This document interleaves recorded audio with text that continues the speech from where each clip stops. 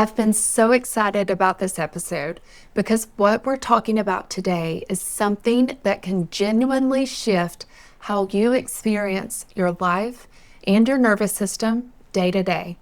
If you don't just listen, but actually apply it. This is one of those episodes where awareness alone isn't enough. What matters is what you do with it. It's one I'd really encourage you to listen all the way through and maybe even come back to as you start applying it. Have you ever noticed this?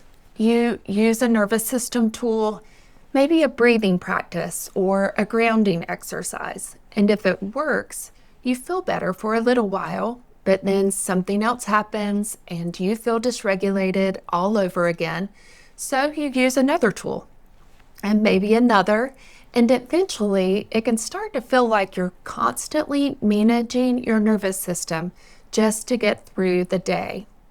If that's happening, it doesn't mean the tools aren't working. It means something deeper needs to change. So last week on the podcast, we talked about a few simple somatic practices, which are tools you can use in real time when your nervous system is activated. These are tools that help your body shift out of fight, flight, or freeze responses. These are the kind of practices that act like an in-the-moment SOS for your nervous system. And I want to be really clear about something. These tools are really great and they really matter. I use them, I teach them, and they absolutely work. But sometimes I hear a question underneath the surface when women start using these tools, and it's a really important question. The question is this: if these tools regulate my nervous system, why do I feel like I keep needing them all the time? Why does it sometimes feel like we're constantly monitoring our stress levels and reaching for a tool just to get through the day? That's what I want to talk about today, because this is actually where we begin moving from simply managing our symptoms into doing the deeper work of supporting your nervous system in a more sustainable way. Because here's the truth. When we rely on tools, regulation can start to feel maybe really temporary. When we feel dysregulated, we use a tool, then we feel better for a little while, then something else comes along and happens and we feel dysregulated all over again. So we grab another tool and another, and eventually it can feel like we're just managing stress all day long. This is where we need to go a little deeper, because tools alone don't actually change your baseline. What changes your baseline is capacity.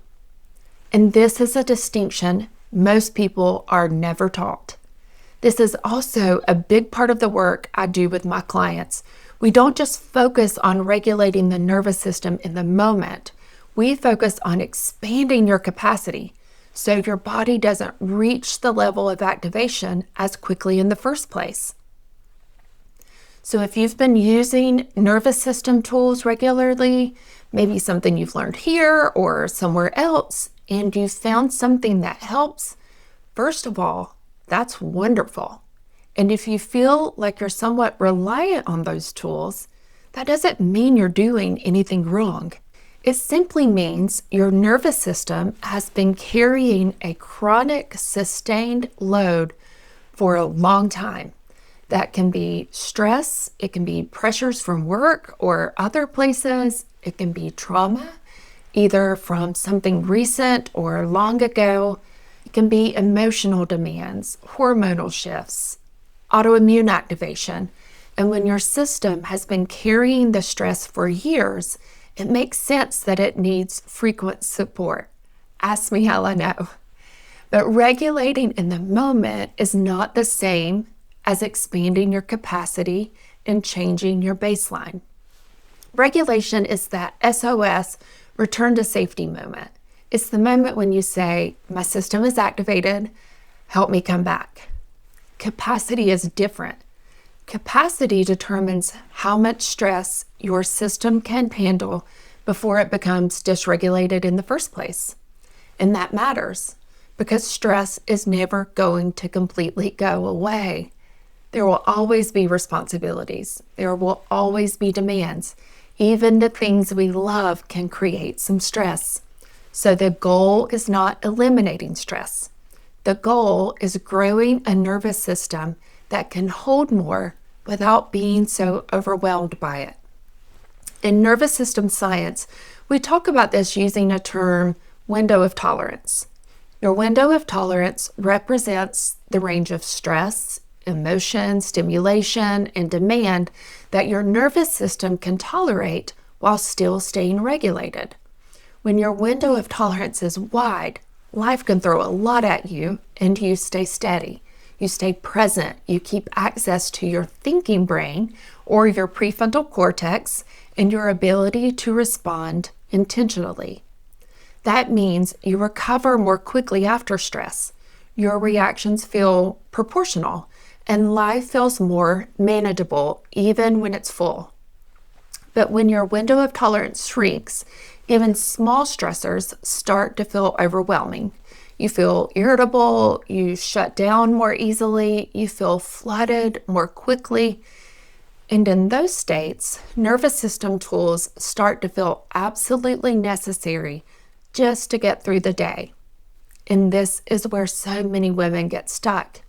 And if you're listening to this and realizing your nervous system might need more than just quick tools, I created a simple guide to help you begin supporting your body in a deeper, more sustainable way. It's called 4 Ways to Begin Restoring Your Sense of Balance and Show Up for What Matters Most. Inside, I'll walk you through gentle practices to help you move beyond just managing stress and begin rebuilding your capacity. You can download it through the link in the show notes. One of the biggest reasons our capacity shrinks is something called allostatic load. This simply means the cumulative impact of stress on the body over time. When your nervous system experiences chronic stress, it begins to expect stress as the baseline, and that shrinks your bandwidth, which is why so many women know all the right things and still feel dysregulated. Because insight does not expand capacity. Information does not widen your window of tolerance. Capacity expands through experience, and this is where so many people get stuck. They're really good at top-down strategies. They understand their triggers. They can explain their patterns. They have so much awareness, but awareness alone doesn't create a state change. I stayed in this stage for quite a while. We cannot think our way into nervous system regulation. We have to communicate with the nervous system in the language it understands. And that language is experienced through the body, not just knowing or understanding with our minds. So when we look at what actually expands capacity, it's not about doing more. It's about creating consistent experiences that your nervous system can learn from. Inside my work, I guide women through building capacity in simple, sustainable ways that fit into their real life. And 3 of the most powerful categories are, number 1, movement. Movement helps the body complete the stress cycles. It can be walking, dancing, rocking, even shaking out your body. This allows stored stress energy to discharge. Another is stillness. Stillness gives your system the space it needs to settle. Not forced meditation, but just quiet moments, time outside, prayer, silence between tasks or while doing simple tasks instead of always having something on in the background. If you're like me, I have to consciously choose this one. I like to make full use of all my time. So I like to listen to an audiobook or a podcast while folding laundry or getting ready. And that's okay sometimes. But when I always have noise, when I forget to choose silence sometimes, I start to feel activated way more easily. Sometimes stillness isn't something you add, it's something you stop feeling. And the last one is play. Play is often the most overlooked one. It can be just laughter or creativity, music, and connection. Play signals safety in a really powerful way.